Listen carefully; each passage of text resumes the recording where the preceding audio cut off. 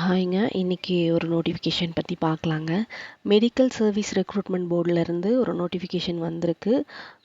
December 9ஆம் தேதியே வந்துருச்சுங்க. இது வந்து ஆஃப்லைன் கிடையாதுங்க. ஆன்லைனு எக்ஸாமினேஷன் இல்லை. ஆன்லைனில் நீங்கள் அப்ளை பண்ணணும். அப்ளை பண்ணுறதுக்கான லாஸ்ட் டேட் வந்து டிசம்பர் 29 வரைக்கும் கொடுத்துருக்காங்க. இந்த இந்த எக்ஸாமுக்கு இன்டர்வியூ கிடையாதுங்க, எக்ஸாமும் கிடையாது. இந்த போஸ்ட்டுக்கு இன்டர்வியூவும் இல்லை, எக்ஸாமும் இல்லை. டோட்டலாக வந்து 41 ஃபீல்டு அசிஸ்டண்ட்டை ரெக்ரூட் பண்ண போகிறாங்க. ஆனால் இது வந்து என்ன சொல்லியிருக்காங்க அப்படின்னா 41 ஃபீல்டு அசிஸ்டண்ட்டும் இந்த 41ங்கிற வேக்கன்சிஸ் வந்து இப்போது வந்து அது ஃபைனலைஸ் ஆகலை, திரும்ப வந்து இன்க்ரீஸ் ஆகும் அப்படிங்கிறதையும் அவங்க நோட்டிஃபிகேஷன்லேயே கொடுத்துருக்காங்க. இதனுடைய பே ஸ்கேல் என்ன அப்படின்னு பார்த்தீங்கன்னா 18,200 67,100 வரைக்கும் இருக்குது. முழுக்க permanent government job, temporary job கிடையாதுங்க, பர்மனெண்ட் ஜாபு. எக்ஸாம் இல்லை, இன்டர்வியூ இல்லைங்கனால இது வந்து பர்மனெண்ட்டாக இருக்காதுன்னு நீங்கள் நினச்சிக்க வேண்டாம். இது பர்மனெண்ட் ஜாபு. கண்டிப்பாக அப்ளை பண்ணுங்கள். இதுக்கு எலிஜிபிளாக இருக்கவங்க அப்ளை பண்ணுங்கள். வேக்கன்சிஸ் வந்து கேட்டகரி வைஸ் எவ்வளோ ஸ்ப்ளிட் அப்னு சொல்லி அவங்களே கொடுத்துருக்காங்க. இதை பார்த்துக்கோங்க.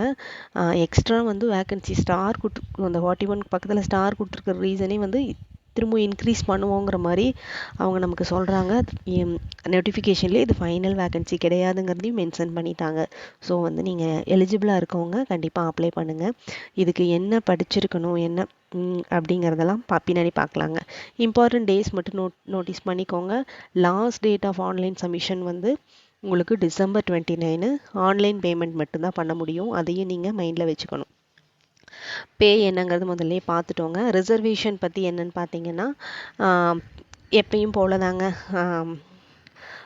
ரிசர்வேஷன் ஒவ்வொரு கம்யூனிட்டிக்கும் இவ்வளோ இயர்ஸு அந்த மாதிரி கொடுத்துருப்பாங்க. பர்சன் வித் டிசபிலிட்டி இல்லை எக்ஸ் சர்வீஸ் மேனு அவங்க எல்லாத்துக்குமே வந்து ரிசர்வேஷன் உண்டு. அது என்னன்னு டீட்டெயில்டாக பார்த்துக்கோங்க நோட்டிஃபிகேஷனை. அதே மாதிரி பிஎஸ்டிஎம் சர்டிஃபிகேட் வச்சுருக்கீங்க அப்படின்னா அது உங்களுக்கு ஒரு எக்ஸ்ட்ரா வேலிடு பாயிண்ட்டு தாங்க. நீங்கள் பிஎஸ்டிஎம் சர்டிஃபிகேட் இருந்ததுன்னா அதையும் நீங்கள் அப்ளிகேஷனில் கரெக்டாக கொடுத்துருங்க.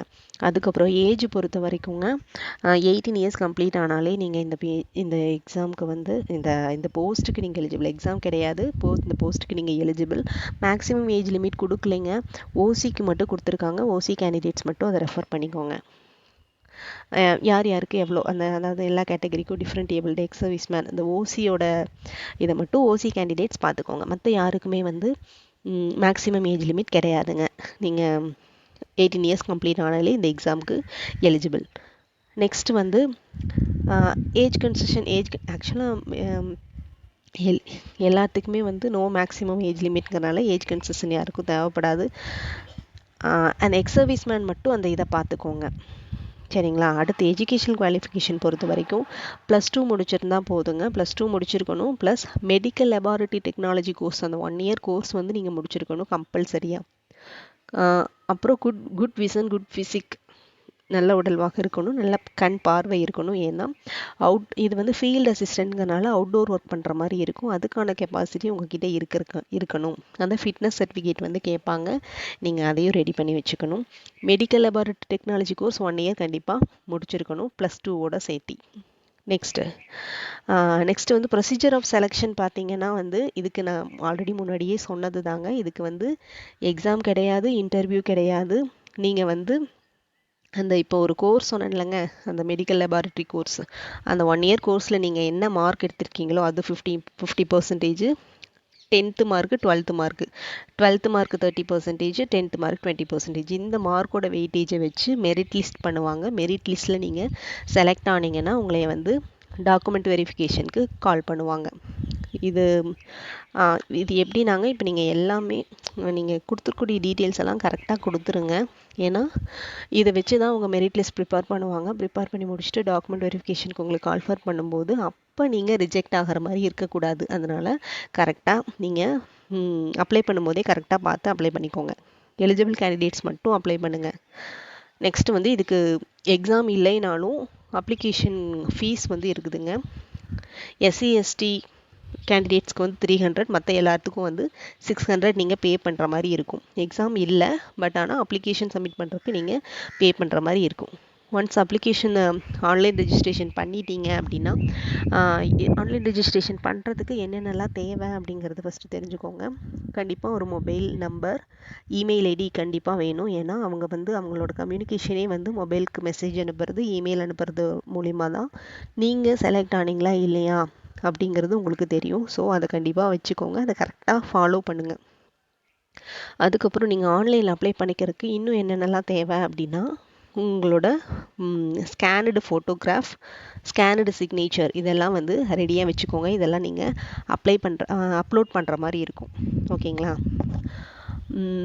அதுக்கப்புறம் ஆன்லைன் அப்ளிகேஷனில் வந்து உங்களோட சர்டிஃபிகேட்ஸ் நம்பரெல்லாம் கேட்குற மாதிரி இருக்கும். சர்டிஃபிகேட்ஸ் அப்லோட் பண்ணுற மாதிரி கேட்க மாட்டாங்க, பட் சர்டிஃபிகேட்ஸ் நம்பரெல்லாம் அப்லோட் பண்ணுற மாதிரி இருக்கும். அது எல்லாமே ரெடியாக எடுத்து வச்சுட்டு நீங்கள் அப்ளை பண்ணுங்கள்.